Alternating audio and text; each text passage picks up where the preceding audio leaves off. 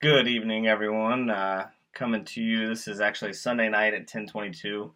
I'm making this video for the First Form Athlete Search Contest, and part of what it is, it's a challenge for this week to really show, as part of the contest, uh, for them to get to know us as an athlete, what makes you special, and in what ways have you overcome adversity. Well, on the small scale, it's Sunday night. I have an hour and a half left, technically, in this week to get this done, and pretty much life just happened this week. I had this video scheduled, planned for a certain time. I had this good idea. I had my cousin Kyle Craven, who was going to edit it. I had a four-wheeler planned out, and you'll find out why here in a second. But I had a four-wheeler for my cousin, or my cousin from my neighbor, John Blackwell, who was going to lend me his four-wheeler for this video. Things came up. I sold my truck this week, so now I'm on the hunt for another one. And so pretty much that's what happened this week in order to be able to get this video to you last minute. But in order to explain what got me here, how I overcame adversity into the fitness, into my fitness journey, back in my freshman year of high school, and I'll give you a little preface. I grew up in a Catholic school, so I had a lot of friends there, but also I was super excited to play sports in public school. That's where everybody was. Their team sports were better. We got to combine. We always played against each other, but I thought it was going to be great once we got to combine and come together. So super excited for high school sports. So played all the sports, played baseball, basketball.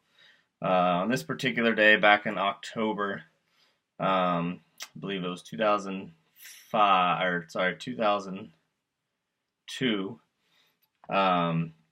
I was literally 13, 14.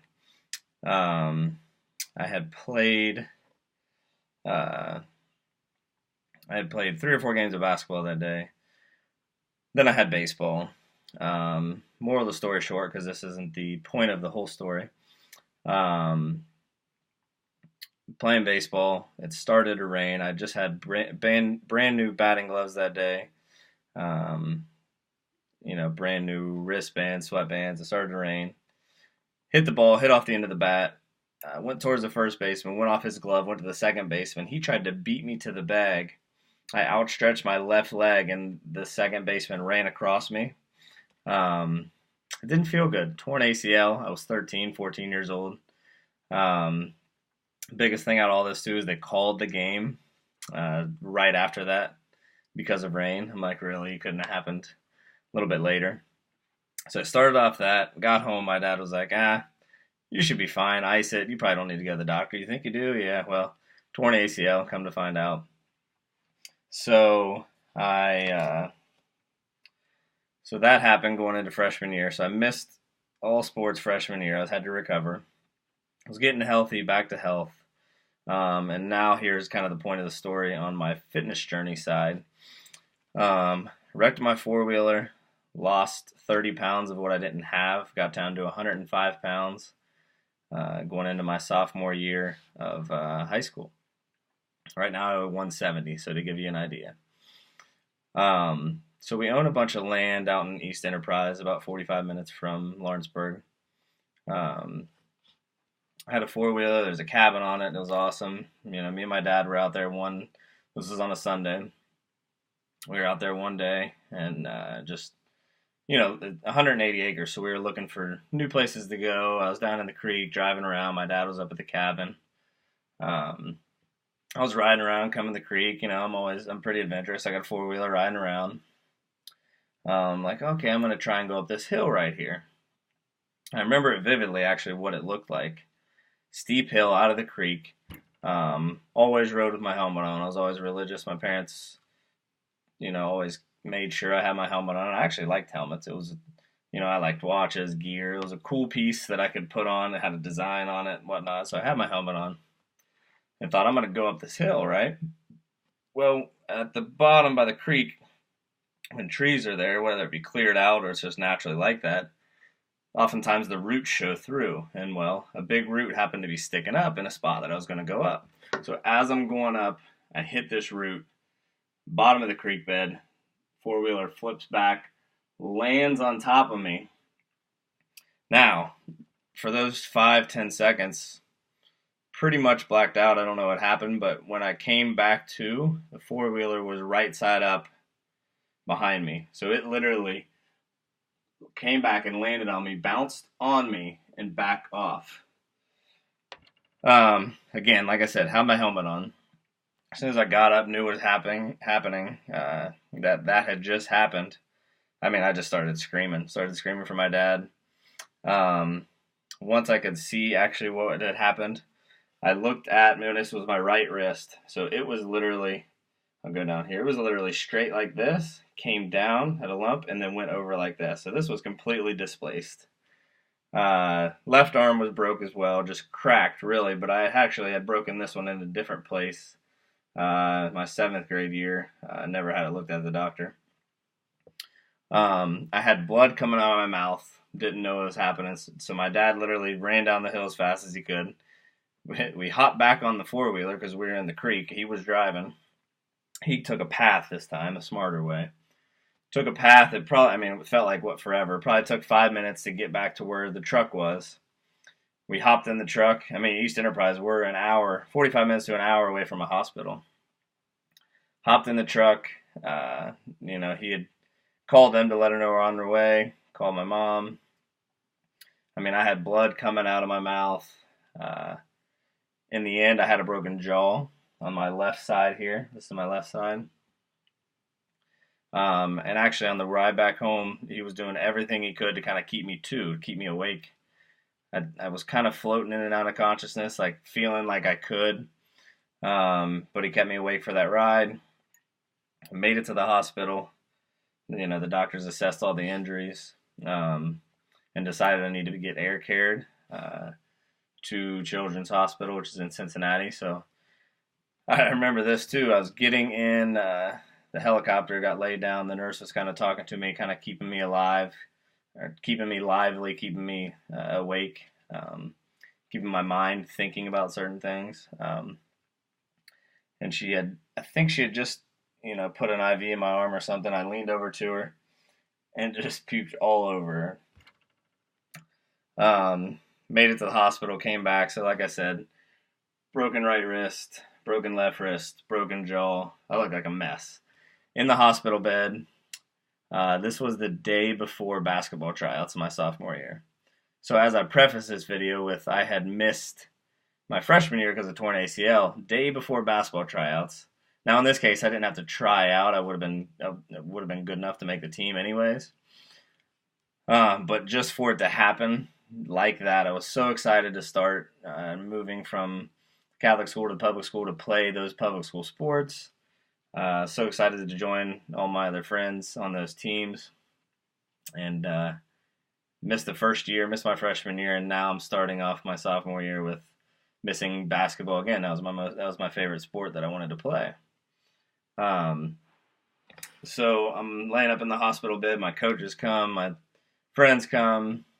It really just stinks, and so throughout that whole process, I had to get my mouth wired shut. I had to go to my orthodontist. I had braces at the time. I probably would have lost a ton of my teeth, even with that helmet on, if I hadn't had my braces on and the permanent retainer that's on the inside. Probably would have lost all that. But luckily, again, I had a helmet on. I had braces.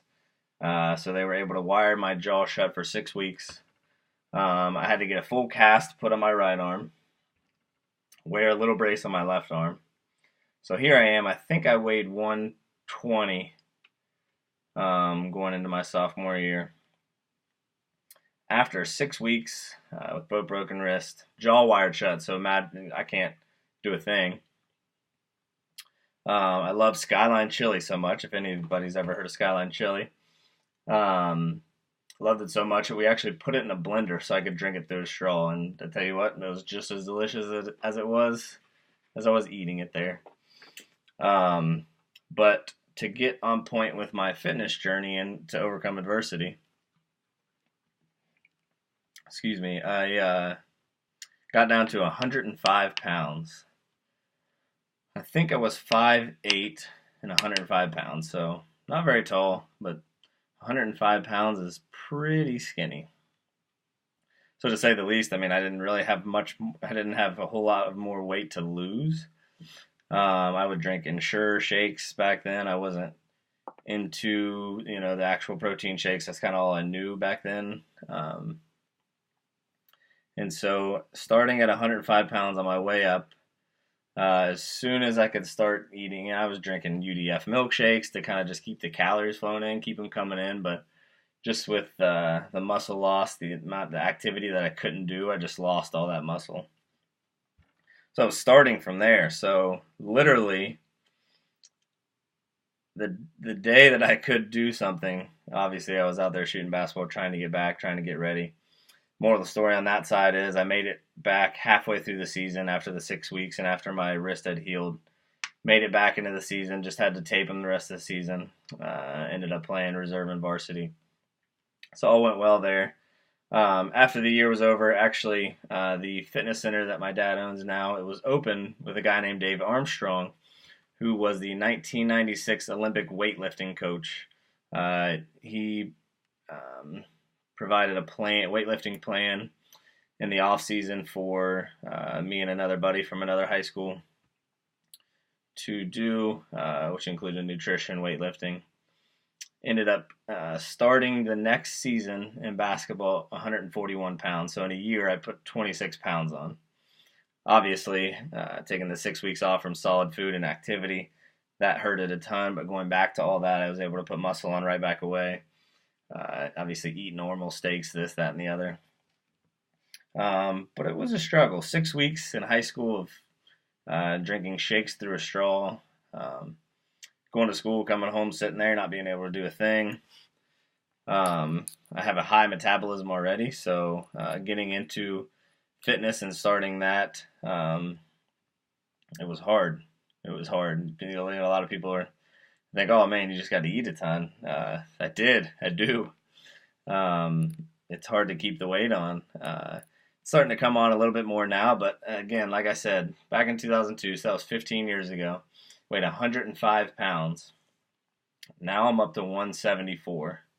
So almost 70 pounds in 15 years. I mean, it's actually pretty good, a gradual increase and not putting on, say 50 pounds in 3 years. It's 70 over 15. So that's a pretty good number, but that's kind of the adversity that I came through, I guess. Broken right wrist, 2 broken left wrists, broken jaw, torn ACL, torn meniscus the year before my ACL. I forgot to mention that, skiing. And that was probably a year after. I remember a couple of my friends had broken their wrists, this, that, and the other. And I was like, oh man, I haven't gotten hurt. I haven't broken any bones. I'm pretty good with all that. And then it was just boom. Meniscus, ACL, broken left wrist in a separate basketball incident, broken right wrist, broken left wrist, broken jaw in the 4-wheeler accident. So it was tough. So I guess what makes me special is I'm resilient. I keep pushing back. It's a lot harder with these injuries, and I had all these injuries when I was young. So at 29 now, I still feel the effects of some of them. Sometimes I didn't get my meniscus repaired, so that was just once every 2-3 weeks it'll just hurt, as in like growing pains nonstop. Sometimes my ACL will kind of lock up in my left leg, but because of the physical therapy that I did with it, it actually came back stronger than my right leg did. And just working on the mobility and function of my wrist, I have to wear bands. When I bench heavy or something like that, because sometimes they'll hurt. Obviously, down the road, it's all going to take a toll on me eventually. But having all those injuries at a young age, I really wanted to keep playing sports, so I kind of had to push through all that physical therapy and all that stuff, to really overcome that. So that's kind of getting to know me a little better. What makes me special, I guess, how I overcame adversity through all that. And so again, thanks for watching. Check out my last video for the first Phorm athlete search. You can find it on my YouTube channel.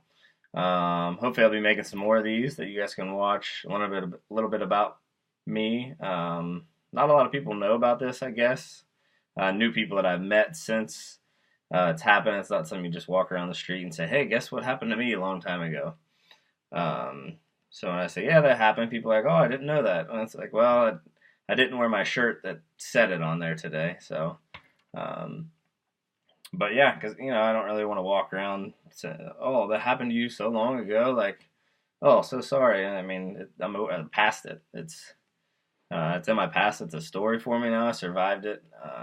Obviously, with the help of my dad, mom, and all the supporters getting me through it. But again, want to say thanks for taking the time to watch this.